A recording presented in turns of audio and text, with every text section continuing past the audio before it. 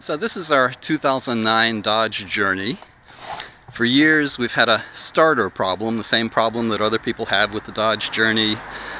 Most of the time it starts fine, but every now and then you get stuck somewhere like at a gas station and the damn car just doesn't want to start. You turn the key again and again and again, and every time all you hear is a click sound, the sound a car makes when the battery is weak. But the battery is not weak. There's something else causing it not to start. We took this car to the garage many times for repairs, and they could never fix the problem. Usually they didn't detect the problem. They said, oh, there's nothing wrong, it starts fine, and it usually does. But we have had the battery replaced a number of times. They replaced the starter, they replaced the ignition key and the ignition key switch, but nothing really ever solved the problem. So I've been thinking for years, what could be causing the problem? And one idea I had was that maybe the starter just doesn't have a good ground connection back to the battery. And so I came up with an idea to connect a battery cable directly from the engine block to the negative terminal of the battery to see if that would provide a good ground connection. I know the starter on this car, like most cars, doesn't have a separate ground connection back to the battery. It's simply grounded to its case, and then the engine it gets its ground to the engine block, and the engine block gets a connection somehow to the chassis of the car that makes its way back to the battery, and that's how all that current, the 200 amps of starting current, gets back to the battery. So this was my solution.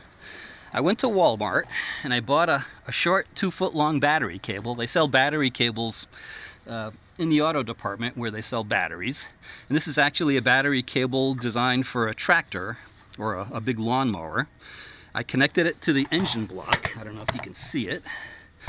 Right here, there's a bracket that holds some other device. I loosen the screw and I put the end of the battery cable under that screw. The battery cable comes with lugs, by the way, that just happen to fit. The other end of the battery cable is connected to this chassis connection. I believe this is one of a few different chassis connections from the negative terminal of the battery, which is this cable, to the chassis of the car. Now the battery in this car is buried underneath these, well, that's the fuse block. You can only reach the battery from behind the front wheel. And that might be part of the problem, the fact that the battery is so poorly located. But this is the ground cable from the battery to the chassis of the car. There's a positive terminal from the battery that just goes to this lug to the rest of the car. And you can even see there's some corrosion at this point where the battery connector, the battery cable makes a connection to the car. That could be caused by, induced by just current flowing through dissimilar metals. And I figured I could clean that, but it'll probably just corrode again. That's the way it's designed. So I attached the battery cable with a 3/8 inch lug and with imperial threads. It's not metric. And I just added it on because the lug, the ground stud was long enough. And then the other end went to that battery, that bracket on the engine block. And that's all I had to do. The starter on this car is controlled by the computer. Now before, the starter would always crank for only about 1/10 of a second. Usually the engine started, but sometimes it didn't start. Now with that ground cable in there, it starts a little differently. You might notice a little difference. Now, the starter it always cranks for about 1 full second, and the engine always starts. Let's try it. I'll demonstrate.